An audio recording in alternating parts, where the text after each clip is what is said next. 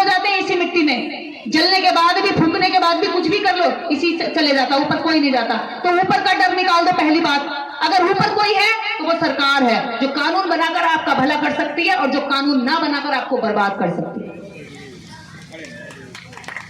और ऊपर वाला कोई है तो पैर के नाखून से शुरू हो जाओ, सबसे ऊपर आपका सर है, आपका ये खोपड़ी, इसके अंदर जो दिमाग है ना, जिसका ये बढ़िया है, जिसका ये मजबूत है, वो राजा बनता है, और जिसका ये कमजोर है वो भेड़ों की तरह भीड़ बनकर दूसरों के लिए वोटिंग करता है, और वो दूसरों की फैक्ट्री में, कंपनी में गुलामी करता है। जिसका ये मजबूत होता, बढ़िया होता, कहते हैं ना ऊपर वाला जिसका ठीक करेगा, जिसका ये ऊपर वाला ठीक है ना, वो राजा बनता है, वो फैक्ट्रियों का मालिक बनता है, वो जमीनों का मालिक बनता है, वहां पर वो मजबूरी या बेगारी नहीं करता है। तो हमारी औरतों को, हमारे लोगों को यह समझ लेना चाहिए कि हमारा भगवान अगर कोई है तो वो संविधान है, अगर शक्ति किसी में है तो वो सरकार में है, और किसी भी चीज के चक्कर में मत लगो।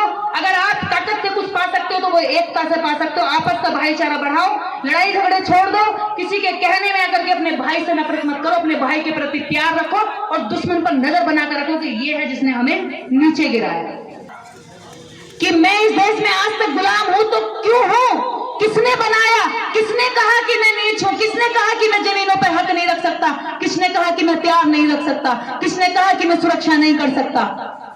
किसने कहा कि इनकी औरतें इस्तेमाल की वस्तु हैं?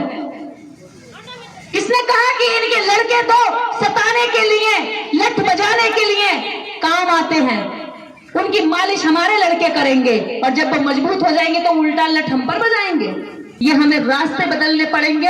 और आज की सबसे महत्वपूर्ण बात, अगर बात संविधान की है, आपको संविधान आर्टिकल 19 आपको अभिव्यक्ति की आजादी देता है, आपको भ्रमण करने की आजादी देता है, आपको व्यापार करने की आजादी देता है, आपको आंदोलन करने की आजादी देता है, आपको संगठन बनाने की आजादी देता है, और आपको सरकार के सामने खड़ा होकर अपनी मांगे मंगवाने की आजादी देता है। जिस दिन उस आजादी को समझ लोगे, उस दिन वास्तव में संविधान के असली मूल को इस देश में लागू करवा पाओगे।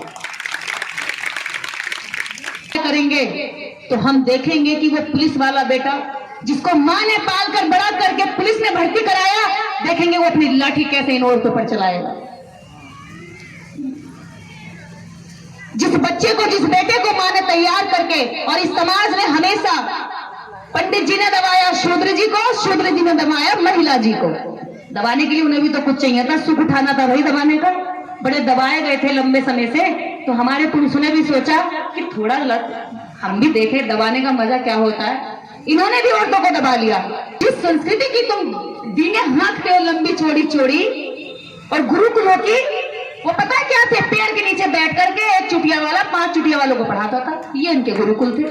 पेड़ के नीचे कोई पुरानी यूनिवर्सिटी हो इनकी तो बता दो, बुद्ध के समय की तक्षशिला नालंदा जो इन्होंने बर्बाद की, पेड़ के नीचे, कमरे के नीचे बस पढ़ा दिया। एक भी यूनिवर्सिटी सिस्टम में तुमने खुद को ऊपर बिठा दिया। और जब हम कहते हैं कि तुम ऊपर कैसे हो गए, खुद नहीं कहा, खुद नहीं लिखा, खुद नहीं प्रचारित किया कि हम ऊंचे हैं, हम श्रेष्ठ हैं, हमने तो नहीं माना तुम्हें। को मेरा नमन, और समस्त अतिथिगण, इस समाज का दर्द रखने वाले सभी सामाजिक लोगों को मेरा क्रांतिकारी जय भीम। प्रांगण में उपस्थित सभी माताएं, बहनें और सभी जनों को मेरा यहाँ से अभिवादन स्वीकार करें। सबका नाम नहीं ले सकती, माफी चाहती हूँ, समय कम है। शुरुआत जब मंच से हुई तो एक बच्चे ने आकर कुछ लाइनों पर गाना गाया, छोटा सा था, डांस किया। उसने कहा कोई धमकाने को आए तो आंख दिखा देना। मुझे ये लाइन बहुत भाती है, और हमारे सर को, हमारे समाज को इतने सालों से सिर्फ धमकाया गया है।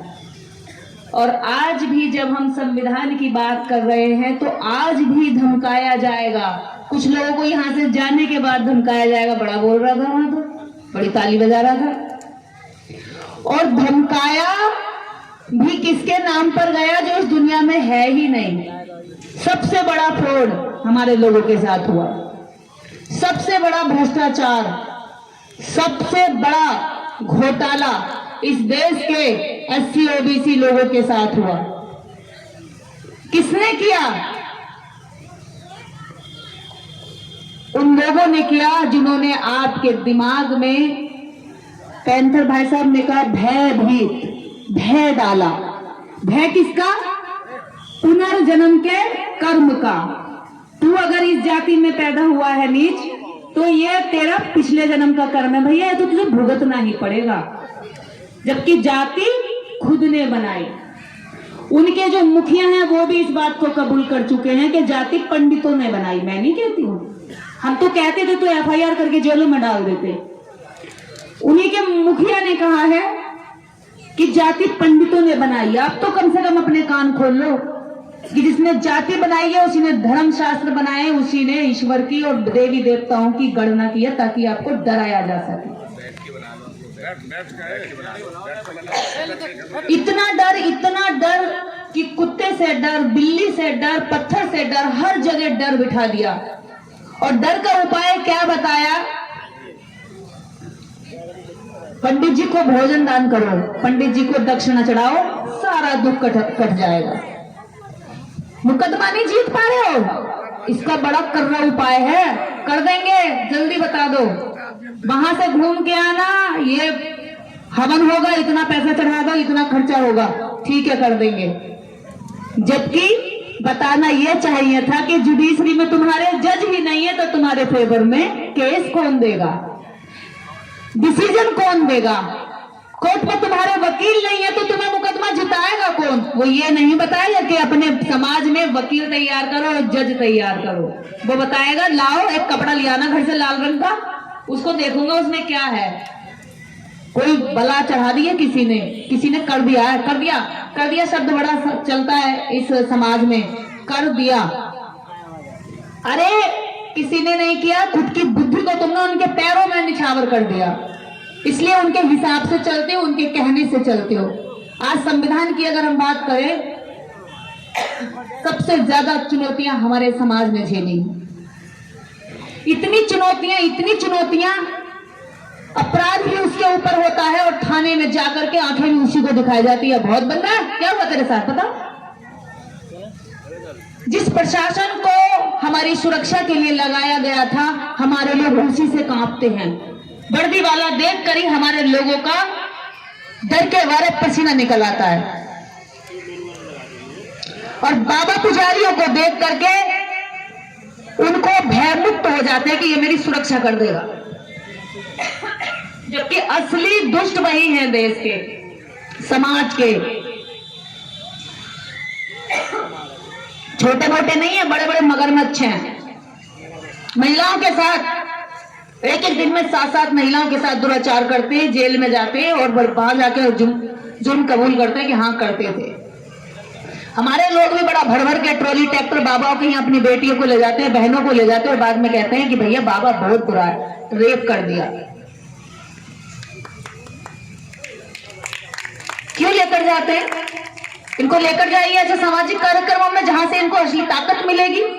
आपकी ताकत किसी के भी पैरों में नहीं है, आपकी ताकत इस देश की सरकारों में है और ये आपको समझना होगा। ये वो कभी नहीं बताएंगे आपको। अगर देश का कानून बनता है तो वो साधु पर भी लागू होगा, समान जनता पर भी लागू होगा, देवी देवता जो मंदिर ट्रस्ट सब पर भारतीय संविधान लागू होता है। लेकिन किसी भी पोंगापंथी की कोई भी बात समाज पर लागू नहीं होती है। हम अपनी मर्जी से गुलाम बने हुए हैं और जिस दिन हमने छोड़ दिया इनकी दुकानें बंद हो जाएंगी। 5 किलो राशन की बात आती है। देश का मुखिया बिल्कुल वैसे ही समझिए आप, बहुत सरल भाषा में समझाऊंगी जैसे घर का मुखिया होता है। घर का मुखिया जब हम उसको वोट दे करके देश का मुखिया बनाते हैं तो वो बिल्कुल वैसे ही हमारी देखभाल करता है जैसे हमारे घर का मुखिया करता है, जैसे हमारा पिता होता है। वो ध्यान रखेगा किसी के कपड़े ना फटे, उससे पहले कपड़े लाएगा। वो ध्यान रखेगा घर की सुरक्षा का कि कोई भारी आतंक या कोई भी हमला ना कर दे। वो ध्यान रखेगा कोई भूखा ना सोए। वो ध्यान रखेगा कोई शिक्षा से वंचित ना रह जाए। वो ध्यान रखेगा कोई बड़ा लड़का छोटे वाले की जमीन तो नहीं हड़प रहा, बेईमानी तो नहीं कर रहा। वो ये सब बातों का ध्यान रखता है। हमारे घर का मुखिया रखता है ना ऐसे, सुरक्षा का, छोटे बच्चों की सुरक्षा का ध्यान रखता है, महिलाओं की सुरक्षा का ध्यान रखता है। अब हमारे देश का मुखिया ध्यान कम रखता है, ड्रामा ज्यादा करता है। 5 किलो राशन के लिए भीड़ लगी है। हमें 5 किलो राशन नहीं, 5 एकड़ जमीन चाहिए, जमीन। इन बाजुओं में बहुत ताकत है हमारे लोगों के, वो खुद फावड़ा चला करके खेती उगाना जानते हैं। तुम्हें भी सदियों से उगाकर खिलाई है जब उनके नाम पर जमीनें नहीं थी। हल वो चलाएंगे और मालिक तुम बनोगे। खेती वो उगाएंगे और पेट उनसे पहले तुम्हारा भरा जाएगा। इससे बड़ा भ्रष्टाचार और घोटाला कहां होता होगा भाई? सिस्टम में तुमने खुद को ऊपर बिठा दिया, और जब हम कहते हैं कि तुम ऊपर कैसे हो गए, खुद नहीं कहा, खुद नहीं लिखा, खुद नहीं प्रचारित किया कि हम ऊंचे हैं, हम श्रेष्ठ हैं। हमने तो नहीं माना तुम्हें। और ऊंचे होने का घमंड भी इतना कि हर दिन पूछते कौन जाता भाई, ये कहकर क्या कहना चाहते हैं? वो आपकी हिम्मत को तोड़ना चाहते हैं। अरे कौन जात का है, कौन गांव का है, क्या नाम है तेरे बाप का, क्यों पूछते हो ऐसे? एक 80 साल का बुजुर्ग भी एक 12 साल के पंडित जी के पैर छूता है। सिस्टम जन्म से, मां की कोख से जन्म लेते ही ऊंचा हो जाता है। चाहे मंद बुद्धि हो, बेअकल हो, विकलांग हो, मानसिक रूप से कमजोर हो, हमारा बुद्धिमान व्यक्ति भी उसके पैरों में लौटता है। सिस्टम भ्रष्टाचारी सिस्टम है भारत का। उनका 12 साल का बच्चा जब हमारे वृद्ध व्यक्ति से पैर छुआता है तो काहे के संस्कार, और कहते हैं हमारी संस्कृति बहुत महान है। ये महान संस्कृति हो गई केवल इस वजह से तुम अपने कुत्तों को भी आप कहते हो, तुम ही आप इधर आ जाओ, और हमारे लोगों को तू कहते हो। हमारा इंसान भी तुम्हारी नजर में तू, और तुम्हारा कुत्ता भी तुम्हारी नजर में आप। और इतनी भ्रष्टाचारी व्यवस्था में बात करते हैं संविधान की। अभी यहां बहुत सारे लोगों की भावनाएं हाथ हो सकती हैं, बड़ी छुई मुई भावनाएं, बात करने से छुई मुई हो जाती है, गिर जाती है नीचे, पटक पटक कर बिलबिलाती है। यहां अगर अभी हम बोल देंगे, शब्दों को रोक रहे हैं हम तो। जब हम उनके द्वारा सताए जाएं तो धर्म, और जब हम सताने का पलट कर पूछे कि भाई क्यों सता रहा है, क्यों डंडा मार रहा, मेरी कोई गलती नहीं है, क्यों मेरी जमीन छीन रहा, मेरी कोई गलती नहीं है, क्यों मेरी बहन बेटे पर नजर रख रहा, क्यों हर दिन हर 1 घंटे में 7 बलात्कार मेरे बच्चों के साथ हो रहे हैं, तो कह रहे भावना हावत कर दी, बड़ा अधर्मी है, बड़ा विधर्मी है, सवाल करता है। यानी कि हम जब हमें मारा जाए, पीटा जाए, हम चुप रहे, बाबूजी बाबूजी कहते रहे, तो हम धर्म की रक्षा कर रहे हैं। लेकिन जैसे ही हम पलट कर कहें कि बस बहुत हो गया रे, दर्द हो रहा है, छोड़ दो हमें, अब सहा नहीं जा रहा, तो कहते विधर्मी है। पलटकर वार करता है, धर्म का नाश करता है, और हमारी भावनाएं आहत करता है। बचाते हैं उसको सर्वशक्तिमान को, लेकिन जब कोई सर्वशक्तिमान से सवाल करता है तो जाते किसकी शरण में? थाना। किसकी शरण में जाते? डॉक्टर अंबेडकर के लिखित कानून की शरण में जाते हैं। तो शक्तिमान कौन हो गया भैया? तुम्हारे शक्तिमान को भी, तुम्हारी भावनाओं को भी इज्जत कौन देता है? डॉक्टर अंबेडकर। और हर दिन आए दिन कटाक्ष होता है। अभी आपको यहाँ अगर कीर्तन करना होता, हवन करना होता, जागरण करना होता, बाबा का प्रवचन करना होता, कोई जरूरत नहीं थी आपको प्रशासन के पास लिखित चिट्ठी देने की। आप करते, सड़कें रोकते, कोई जरूरत नहीं थी। लेकिन जब आप बाबा साहब डॉक्टर अंबेडकर का, जैसे अभी गाने में बच्चों ने कहा कि जय भीम ये क्रांति का नारा, जब आप जय भीम का उद्घोष करके 10 लोगों को भी इकट्ठा करते हैं तो वो डर जाते हैं। उन्हें पता है ये 10 ही चूल्हे हिला देंगे इस देश की उस भ्रष्टाचारी व्यवस्था की जो सदियों से तुमने बनाकर हमारे सर पे थोपी हुई है।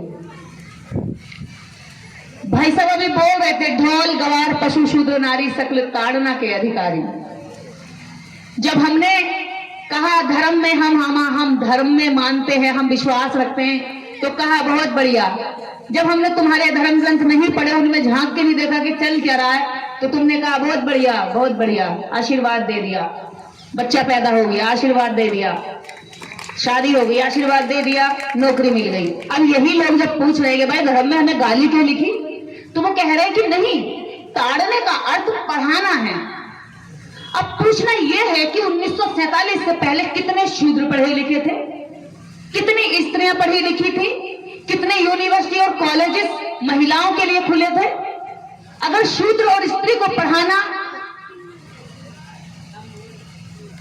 तुलसी दुए की चौपाई का अर्थ है, तो सावित्रीबाई फूले पर कीचड़ किसने फेंका, ज्योतिबा फूले का बहिष्कार किसने किया, और पहला स्कूल 1848 में ज्योतिबा फूले और सावित्रीबाई फूले को खोलने के लिए फातिमा शेख एक मुस्लिम महिला का मकान क्यों लेना पड़ा।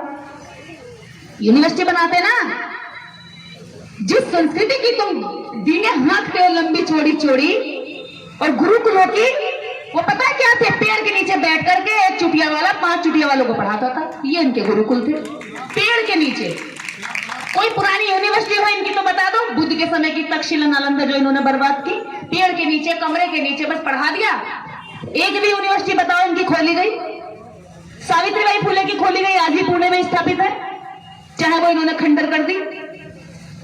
ये जातिवाद है जो हमारे लोग, हमारे प्रति, हमारे लोगों में डाल दिया गया है।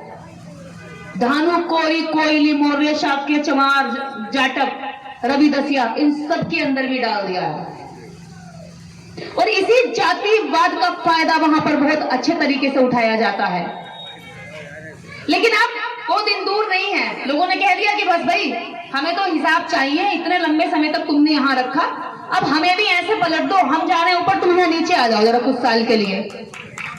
भयंकर डर बैठ गया भाई, भयंकर डर। अभी तो पूछा नहीं है कि ऊंचाई पर तुम बैठे थे, चलो भाई अब तुम कुछ साल यहाँ आ जाओ, यहाँ हम बैठ लेते हैं। जब पंडित कोई योग्य व्यक्ति की बात है तो निर्देश के आगे पंडित निर्देश क्यों नहीं लगाते भाई। जब पंडित कोई जाति नहीं है, योग्यता है, तो पंडित डॉक्टर अंबेडकर क्यों नहीं बुलाते, पंडित जवाहरलाल नेहरू क्यों बुलाया। खुद के शब्दों का अर्थ तुम्हारे पास नहीं है और चले हो हमारे लोगों को बेवकूफ बनाने। अरे इन लोगों ने मरा हुआ इनका ब्राह्मण धर्म अपने कंधों पे जिंदा रखा हुआ, जिस दिन ये झटका मारेंगे ना नीचे पड़ा दिखाई देगा। सरकार भी तुम्हारी होगी, शासन भी तुम्हारा होगा, प्रशासन भी तुम्हारा होगा, क्योंकि तुम इस देश की शासक कौमें हो, गुलाम है तुम्हें साजिश के तहत बनाकर रखा है।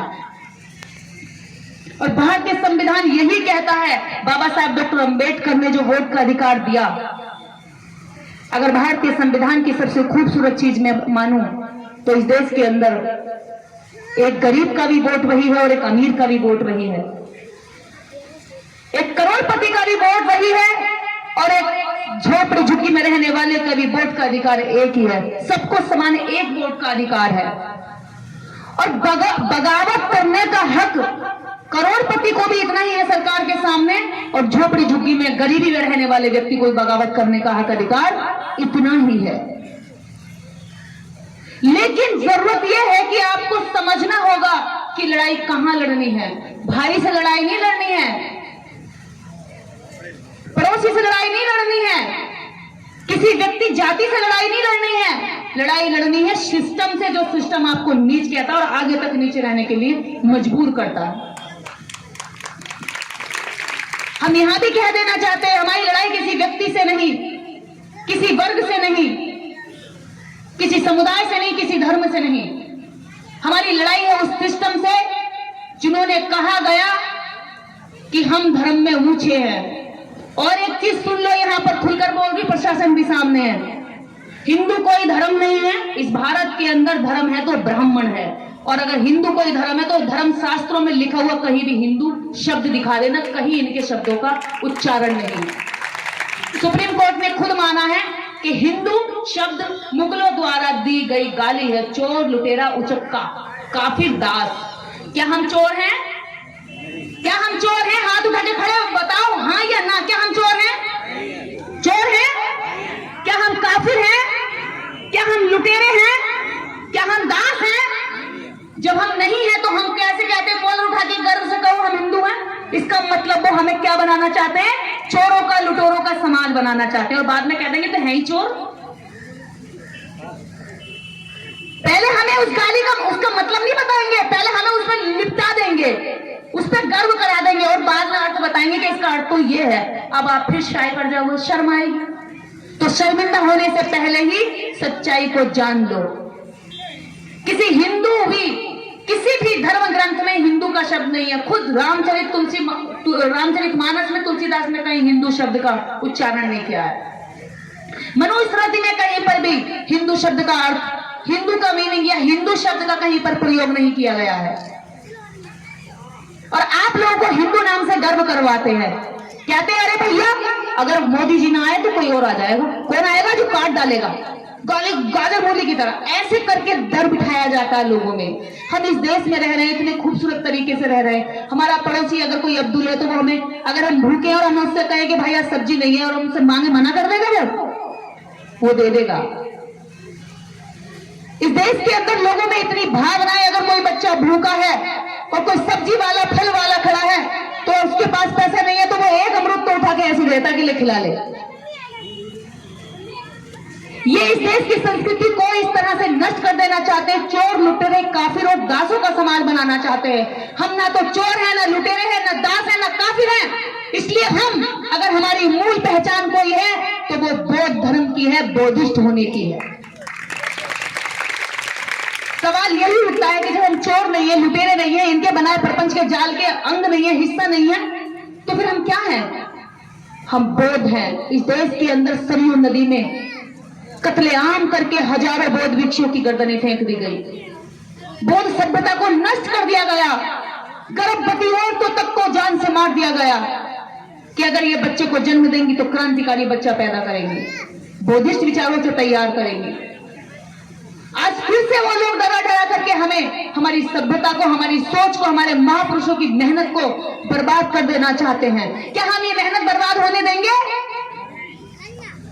एक सुर में बोलो, नहीं या हाँ? नहीं तो अपने पुरखों को पहचानो। आपके पुरखों ने कहा है कि आपको किसी भी आडंबर में नहीं फंसना है, किसी देवी देवता के चक्कर में नहीं फंसना है। 33 करोड़ देवी देवताओं ने आज तक हमारे जीवन की कोई भी एक भी उपलब्धि नहीं की। अगर हमें आज सम्मान का जीवन मिला तो ये 33 करोड़ देवी देवताओं की बदौलत नहीं, एक अकेला देवता डॉक्टर अंबेडकर की बदौलत हमें इस देश में सम्मान मिला। हमारा अगर कोई घर में रहने वाला है, हमारे घर में पूजनीय है, हमारे बच्चों को पढ़ाने लायक कोई चीज है, कोई व्यक्ति है, व्यक्तित्व है, तो वो ज्योतिबा फूले है, छत्रपति साहू जी महाराज हैं, ललन सिंह यादव हैं, पेरियार हैं, माता सावित्रीबाई फूले हैं। हम 9 दिन भूखे रहकर कोशिश करते हैं कि हमें सब कुछ मिल जाएगा।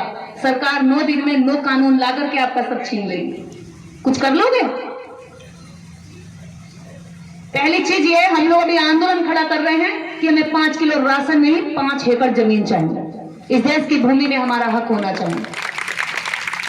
इसको लेकर हम 17 सितंबर में हमने टास्क रखा है कि 1 लाख तो कम से कम उसमें महिलाओं की तैयारी चल रही है। 1 लाख, मिनिमम 1 लाख महिलाएं होंगी और पुरुषों की संख्या तो बेइंतहा होगी।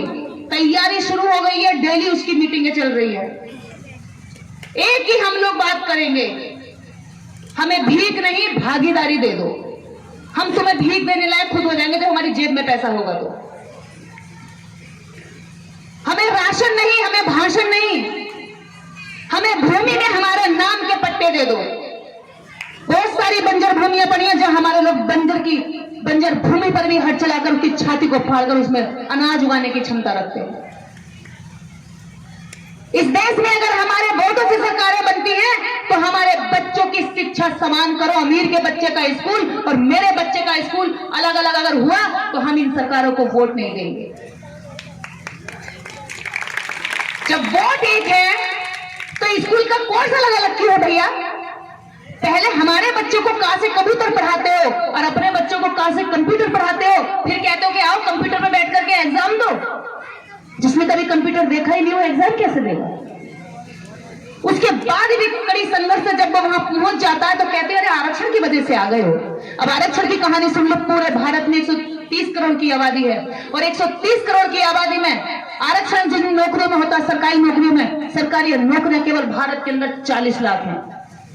और 30 करोड़ तो केवल एससी की आबादी है, 30 करोड़ आबादी है एससी समाज की इस भारत में। अब बताओ कितने लोगों को तुमने नौकरी देनी होगी उसमें।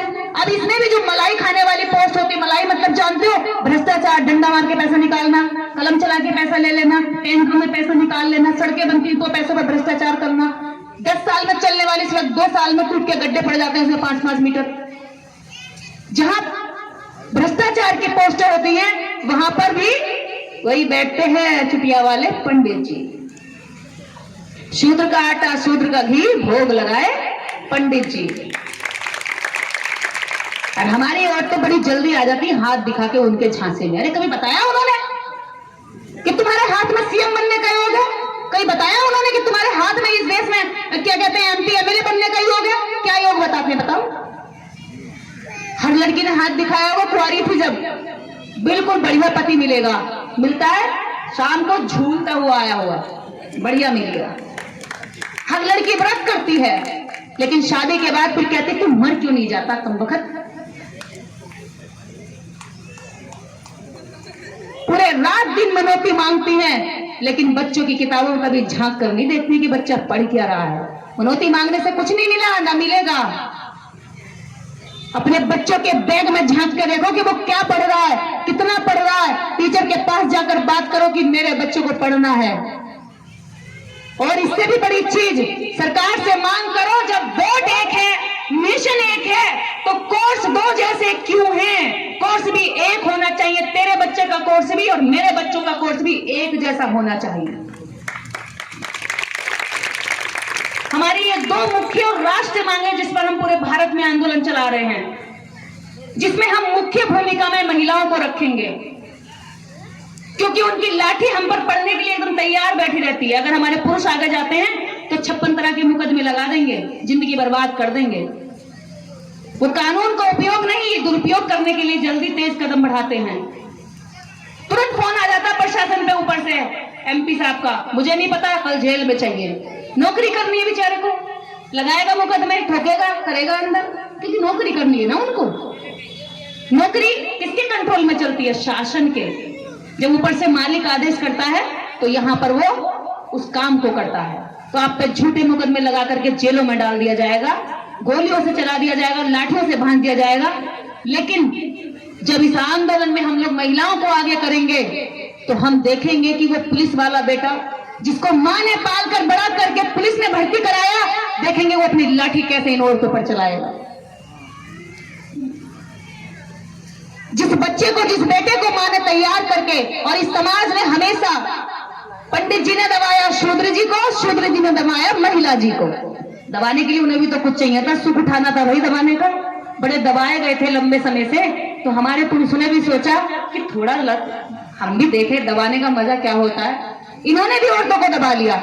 अभी यहाँ पर कई वक्ताओं ने बोला, मुझे बहुत अच्छा लगा, महिलाओं के बारे में बात बोली, कहा कि ये तो जागरूक ही नहीं होती। अरे तुमने जागरूक कब किया इन्हें?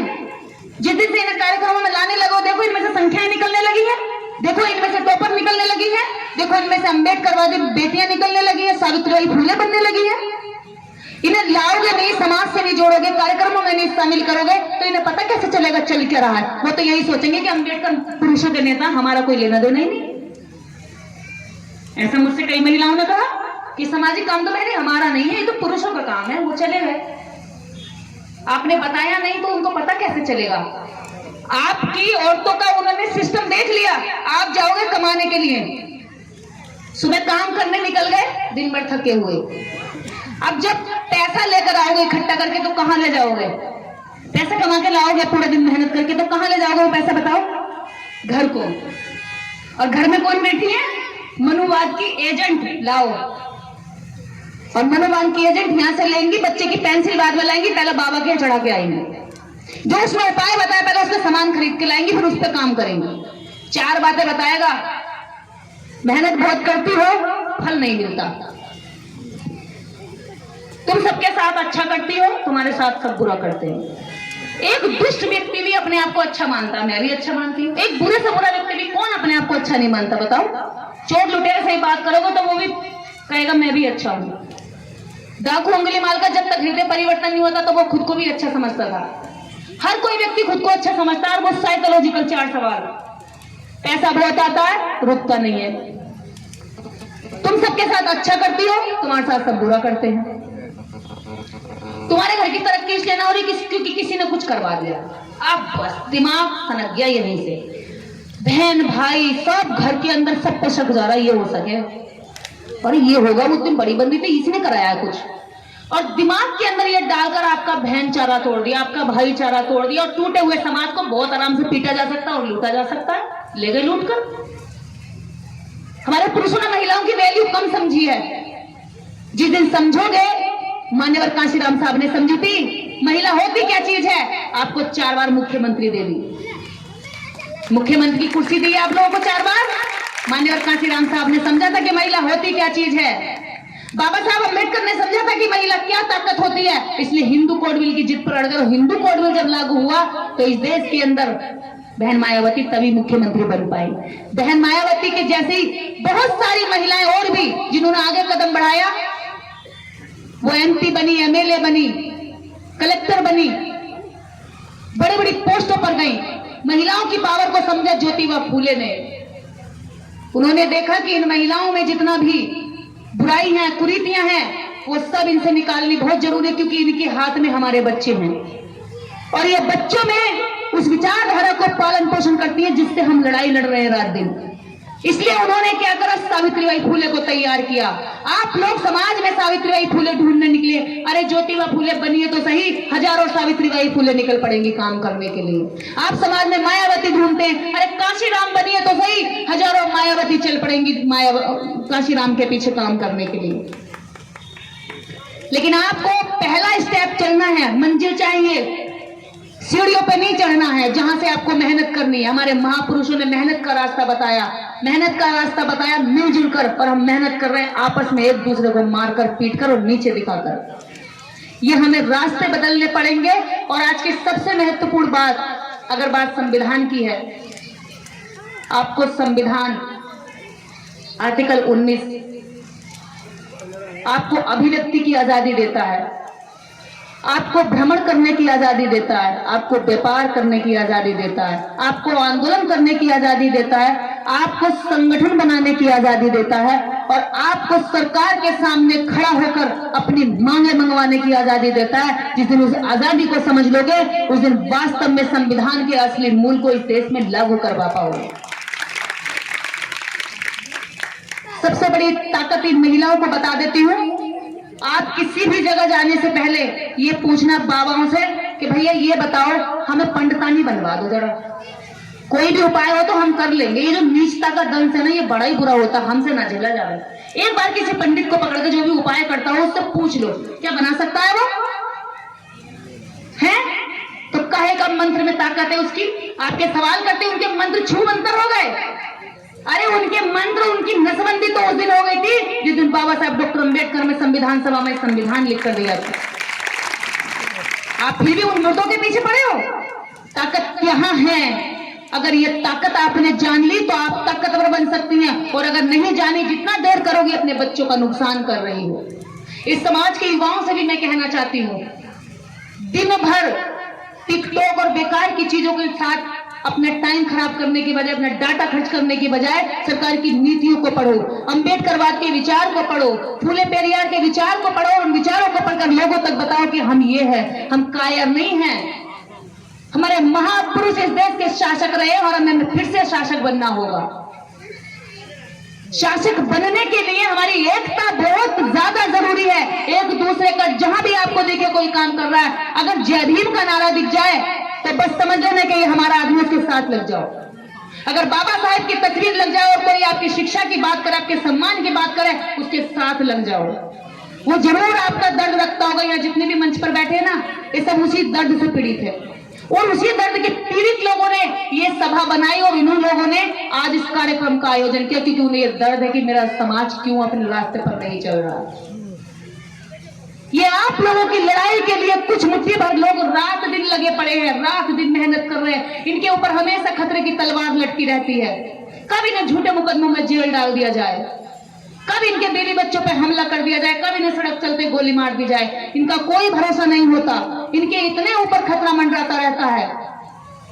पर अगर समाज के लाखों लोग एक ही बात कहेंगे। जब एक आदमी जय भीम बोलता था तो लोग डरा लेते थे। आज जब लाखों लोग जय भीम बोलते हैं तो वो डर के खुद जय भीम बोलने के लिए मजबूर हो गए। क्यों? हमने बहुत सारे लोगों ने अपनी संख्या बढ़ाई, वही संख्या हमें बढ़ानी है। हम आप लोगों को आमंत्रित करते हैं 17 सितंबर के लिए। अभी 9 महीने हैं, बहुत टाइम है। उससे पहले हमारी आपसे बहुत सारी मुलाकातें होंगी, बातें होंगी। हम चाहते हैं जो समान शिक्षा और 5 एकड़ जमीन, 5 किलो राशन नहीं चाहिए हमें, 5 एकड़ जमीन, इन 2 मुद्दों को, ये 2 मुख्य मुद्दे होंगे। और हमारी लगभग 5 मांगे और हैं जो महिलाओं को लेकर हैं। उन मांगों को लेकर के हम दिल्ली के अंदर आंदोलन कर रहे हैं। हमें एक कार्यक्रमों के बाद हमें राष्ट्रीय स्तर पर भी अपनी मांग करनी होगी। हमें सरकार की आंखों में सवाल डाल के बात करनी होगी कि हमारा हक कहां है। जब हम इस देश के अंदर रहते हैं, इस देश के अंदर हम 1 रुपए का सामान भी खरीदते हैं तो उसमें टैक्स जाता है सरकार को। आप जानती हैं, आप सब टैक्स पेयर हैं। सुबह से लेकर जब आप सामान खरीदते तो उसमें टैक्स पे करती हैं। अगर ब्रश कर रहे हैं, कोलगेट कर रहे हैं और शाम तक आप कितना भी सामान खा रहे हैं, पी रहे हैं, खर्चा कर रहे हैं, कपड़ा खरीद रहे हैं, जेवर खरीद रहे हैं, पेंसिल, पेन, कॉपी कुछ भी खरीद रहे हैं, आप हर चीज पर सरकार को टैक्स देते हैं, जानते हैं। और उस टैक्स से आपके लिए नीतियां बननी चाहिए। सरकार की नीतियां आपके घर तक नहीं पहुंची, लेकिन सरकार की दारू आपके घर तक पहुंच गई। सरकार आपके स्कूलों पर काम नहीं करती, लेकिन आपके जो कथावाचक है इन पर खूब काम करती है, पंडाल लगा के अपने खर्चे पर देती है। क्यों? क्योंकि उन्हें पता है कि अगर इनको बता दिया कि सरकार का इतना फंड तुम्हारे काम के लिए आता है। यहां कितनी महिलाएं ऐसी हैं जो बिजनेस करती हैं? या कितनी महिलाएं ऐसी हैं जो 1 क्लास ऑफिसर है? या कितनी महिलाएं ऐसी हैं जिनकी फैक्ट्री चल रही है? इस समाज का करोड़ों व्यक्ति करोड़ों रुपए की डेली दारू खरीदता है, करोड़ों रुपए की डेली बीड़ी खरीदता है। बीड़ी, चलो ये बहुत छोटी सी बात पे आती है, बड़ी बात होगी दारू तो। एक बीड़ी की फैक्ट्री का मालिक भी कोई यहां बैठा है क्या? सुर्ती खाते हैं, सुर्तियां ऐसे जो मार के खाते हैं ना, वो क्या उसका तंबाकू का भी कोई फैक्ट्री का मालिक है जिसका तंबाकू बनता हो? बैठा है कोई? इधर बैठा मंच पे है कोई नहीं है। तो इसका मतलब सिर्फ हम पीने वाले हैं? इसका मतलब हम सिर्फ क्या है? खरीदार है, पीने वाले हैं। अब देखिए, एक पूंजीपति ने रास्ते में ठेका खोला दारू का। आपका आदमी कमा के निकला एक और पूंजीपति की फैक्ट्री से, यानी कि फर्म से, जहां भी वो काम करता है वहां से निकला। एक व्यापारी के यहाँ उनने 8 घंटे काम किया, वहां से वो मेहनत करके पैसा लेके बाहर निकला। दूसरा व्यापारी, उसी का छोटा भाई आगे बैठा दारू का ठेका खोल के, उसने 100 रुपए उसको दे दिए। ठीक, अब और आगे चलेंगे, 300 लाया होगा, 100 रुपए दे दिए। उसके आगे चलेंगे तो उसके आगे बैठा है गुटखा, तंबाकू, खैनी, चूना और क्या क्या नाम है, बीड़ी वाला। 150 उसमें खर्च हो गए।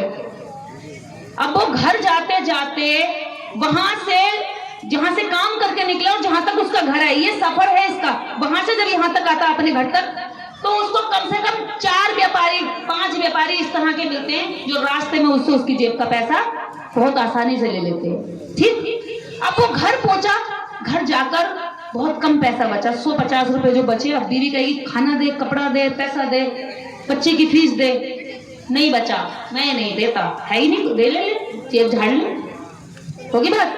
अब जो कुछ बचा भी, थोड़ा बहुत 10, 20, 50, 100 रुपए बचे। अब उन 100 रुपए पे महिला पहले हिसाब लगा कर बैठी है। बाबा ने बताया था उपाय, वो करना है, उस मंदिर में जाऊंगी, जाप लगाऊंगी, ये दुख मिट जाएंगे। अब दुख की शुरुआत आपने पहले से नहीं देखी, मैं क्रोनोलॉजी समझा जो कहां से शुरू हुई दुख की शुरुआत। आप मालिक नहीं थे किसी भी फैक्ट्री में, आप क्या थे? वर्कर थे, काम करने वाले थे। काम करके भी जब पैसा लेकर निकलते हैं तो उस पैसे को लेने वाले भी जो अलग अलग मालिक बैठे हैं वो भी आपके लोग नहीं थे। तो आप सिर्फ क्या हैं? खरीदार हैं, सिर्फ खरीदार, आप सिर्फ उपभोक्ता हैं। और बात करते हैं कि दुख मिट जाएंगे। अरे जब तुम शक्ति में ही नहीं हो, संसाधनों में नहीं है, जमीनों में नहीं हो, हकमारी हो रही है लगातार, तो अमीर कहां से बन जाओगे भाई? कहां से तुम्हारे दुख कट जाएंगे? लोग हैं 100, और रोटी मिल रही है 10 खाने को, तो भूख मिट जाएगी सबकी। और देश के अंदर बंटवारा इसी तरह से हुआ बेईमानी से। 100 रोटियों में 90 रोटी 10 लोगों को दे दी खाने, और बाकी बची 10 रोटियों पर हम देश की सारी जनता आश्रित है और मजबूर है। क्या 10 रोटी में 90 लोगों का पेट भर जाएगा? बताओ, क्या 10 रोटियों में 90 लोगों का पेट भर जाएगा? भूखे रहेंगे, चोरी करेंगे, लूट करेंगे, मर्डर करेंगे, क्राइम होगा, और फिर कहेंगे ये तो क्रिमिनल जाति है, तो बड़ा क्राइम करती है, ये तो अपराधी है। इनके लड़के लड़कियां, इनकी लड़कियां तो पैसों की लालची है, इनके लड़के तो अपराध करते हैं। क्या कहेंगे फिर? ये लाछन लगाएंगे फिर हमारे सर पर, और सिस्टम जानबूझकर बना रहे हैं कि हम अपराधी बने। अरे जब तुम सताते सताते हद कर दोगे तो क्यों नहीं हम उठेंगे? एक कीड़ा भी होता है ना, जब उसको बहुत देर तक पैर के नीचे दबाते हैं, वो भी पलट कर वार करता है। जो भी उसका दांत, मुंह, जहर, जो भी उसके पास होता है, पूंछ, जितना भी उसके पास वेपन होता है अपने पास सुरक्षा के लिए, वो उस पर हमला करता है। और हम कैसे लोग हैं जो सदियों से पड़े पड़े रो रहे हैं और हमला करने की कंडीशन में अभी भी नहीं आ रहे। हमले का मतलब है कि अपना सवाल खड़ा करना कि मैं इस देश में आज तक गुलाम हूं तो क्यों हूं? किसने बनाया? किसने कहा कि मैं नीच हूं? किसने कहा कि मैं जमीनों पर हक नहीं रख सकता? किसने कहा कि मैं प्यार नहीं रख सकता? किसने कहा कि मैं सुरक्षा नहीं कर सकता? किसने कहा कि इनकी औरतें इस्तेमाल की वस्तु हैं? किसने कहा कि इनके लड़के तो सताने के लिए, लठ बजाने के लिए काम आते हैं? उनकी मालिश हमारे लड़के करेंगे, और जब वो मजबूत हो जाएंगे तो उल्टा लठ हम पर बजाएंगे। उनके घरों में, उनके खेतों में काम हमारी औरतें करेंगी। जब खाना खाने की बारी आएगी तो आकर के हाथ देकर, भाग्य देकर हमसे लूट कर ले जाएंगे, और फिर कहते हैं हम लोग कि हमारे दुख क्यों नहीं कट रहे? हमारे दुख कभी नहीं कटेंगे अगर हम इस रास्ते पर चलते रहे। एक दिन में अगर आप लोग सोच लो कि हमें किसी को भी, पंडित को दान और दुश्मन को मतदान देना बंद कर दो, आपके दुख अपने आप मिट जाएंगे। एक भी रुपया मत दो किसी मंदिर में, सारे मंदिर 4 दिन में बंद हो जाएंगे, सारे भगवानों का खेल खत्म हो जाएगा। क्योंकि वो आपसे पैसा लेता है, भगवान से नहीं, जो मंदिर में बैठा है। और क्या लगाता है? कैमरा लगाता है, दान पेटी के पास कोई चुरा के न ले जाए। क्यों भाई? जब वो सर्वशक्तिमान है तो वो खुद देख लेना। कैमरा तो इंसान ने बनाया, इंसान से चोर डर रहा, इंसान से पुजारी डर रहा है, और कैमरा लगा करके भगवान की सुरक्षा की जा रही है। तो कैमरा बड़ा हुआ या भगवान है? कैमरा तुम्हारी कोई भैंस चुरा के ले जाए, घर में चोरी हो जाए, तो एप्लीकेशन लिख के मंदिर में डालोगे या थाने में? कहां जाओगे? कहां जाओगे? कोई तुम्हारी जमीन पे कब्जा कर ले, मकान पे कब्जा कर ले, दुकान पे, किसी भी तुम्हारे सामान पे कब्जा कर ले, तो एप्लीकेशन लिखने की सजा, एप्लीकेशन लिखने की सलाह आपको मंदिर में दी जाएगी या थाने में? हाथ खड़ा करके बताओ भी, मुंह से बोलकर। कहां जाओगे? थाने या मंदिर? थाने जाओगे? तो फिर मंदिर कहां जाते हो भैया? जेब का पैसा चढ़ाकर उस पुजारी के लड़के को विदेश में पढ़ने के लिए पैसे इकट्ठा करवाते हो उसकी जेब में। उसका लड़का लड़की विदेश में पढ़ेगा और हमारा लड़की हाथ डंडा खाएगा। जब आपको यह पता है कि थाना ज्यादा ताकतवर है, जब आपको यह पता है कि कैमरा ज्यादा ताकतवर है, तो किस बात का डर लेकर बैठे हो? खुद ही चमंडा बनाते हो, खुद ही बाबा बनाते हो, खुद ही मंदिर बनाते हो। मंदिरों पर देखिए मार्बल चढ़ा हुआ है, और स्कूल में जाकर देखिए सुअर लौट रहे। स्कूलों का सर्वे कर लो और मंदिरों का कर लो। मंदिरों में पत्थर लगा है, मक्खी नहीं बैठ सकती, और लेकिन स्कूलों में सुअर लौट रहे, कीचड़ पड़ा है। तुम्हें भटकाया गया, तुम्हें शिक्षा से बचा करके कहा गया कि यहाँ आओ तुम्हारे दुख कट जाएंगे। क्यों नहीं कट रहे भाई? और कोई कहे कि शादी में, तुम्हारी शादी बच्चे हम पैदा करें, नाम वो रखें, लड़का लड़की हम तैयार करें पढ़ा लिखा कर, जब शादी की बात आए तो डेट वो रखें, पिता हमारा मारे और लड्डू पूरी उसको खिलाए और कहे कि वो स्वर्ग में पहुंचा दे। अरे जो मर के मिट्टी में नीचे चला गया वो ऊपर कहां जाएगा? ऊपर कुछ नहीं है, सैटेलाइट लगी हुई है, सैटेलाइट बता देती है आपको कहां से जाना, कौन सा रास्ता है। कुछ नहीं है ऊपर, कोई ऊपर नहीं जाता मरने के बाद, यहाँ जाते हैं नीचे, सब यहाँ मरते हैं, सब यही दफन हो जाते हैं इसी मिट्टी में। जलने के बाद भी, फूकने के बाद भी कुछ भी कर लो, इसी से चले जाता, ऊपर कोई नहीं जाता। तो ऊपर का डर निकाल दो। पहली बात, अगर ऊपर कोई है तो वो सरकार है, जो कानून बनाकर आपका भला कर सकती है और जो कानून ना बनाकर आपको बर्बाद कर सकती है। और ऊपर वाला कोई है तो पैर के नाखून से शुरू हो जाओ, सबसे ऊपर आपका सर है, आपका ये खोपड़ी, इसके अंदर जो दिमाग है ना, जिसका ये बढ़िया है, जिसका ये मजबूत है, वो राजा बनता है, और जिसका ये कमजोर है वो भेड़ों की तरह भीड़ बनकर दूसरों के लिए वोटिंग करता है, और वो दूसरों की फैक्ट्री में, कंपनी में गुलामी करता है। जिसका ये मजबूत होता है, बढ़िया होता है, कहते हैं ना ऊपर वाला जिसका ठीक करेगा, जिसका ये ऊपर वाला ठीक है ना, वो राजा बनता है, वो फैक्ट्रियों का मालिक बनता है, वो जमीनों का मालिक बनता है, वहां पर वो मजबूरी या बेगारी नहीं करता है। तो हमारी औरतों को, हमारे लोगों को यह समझ लेना चाहिए कि हमारा भगवान अगर कोई है तो वो संविधान है, अगर शक्ति किसी में है तो वो सरकार में है, और किसी भी चीज के चक्कर में मत लगो। अगर आप ताकत से कुछ पा सकते हो तो वो एकता से पा सकते हो। आपस का भाईचारा बढ़ाओ, लड़ाई झगड़े छोड़ दो, किसी के कहने में आकर के अपने भाई से नफरत मत करो, अपने भाई के प्रति प्यार रखो, और दुश्मन पर नजर बनाकर रखो कि ये है जिसने हमें नीचे गिराया। इन्हीं बातों के साथ आज की मैं विदा लेती हूँ। सबसे बड़ी बात एक और रह गई है, मैं एक कविता को बोल रही थी, वो छूट गई। शूद्र का आटा शूद्र का घी और भोग लगाए पंडित जी। ठीक है, इस कविता को आप लोग गूगल पे सर्च करना। एक चीज और करना, मेरा नाम निर्देश सिंह है।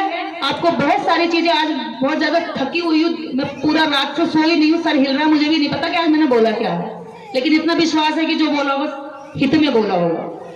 सर हिल रहा है, बहुत दर्द है, पूरी रात लगभग 9 से 12 घंटे का रास्ता तय करके मैं यहाँ तक आई हूँ, बस इस वजह से कि इस समाज के अंदर जो फैली हुई कुरीतियां, बुराइयां हैं, वो हट जाएं, अपने हक हकूक की लड़ाई लड़े। जिस दिन मुट्ठी बांधकर खड़े होना सीख लोगे ना, उस दिन ये सरकारें तुमसे कांप जाएंगी, कांप। अभी केवल 2 नेताओं ने सवाल किए हैं, वो मरने पर तैयार हो गए। उनके साधु संत सड़कों पर निकल के कह रहे हैं गला काट दो।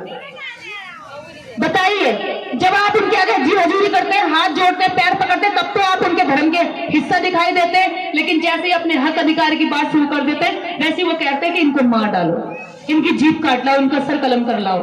क्या है हमारी कीमत केवल इतनी है उनकी नजर में?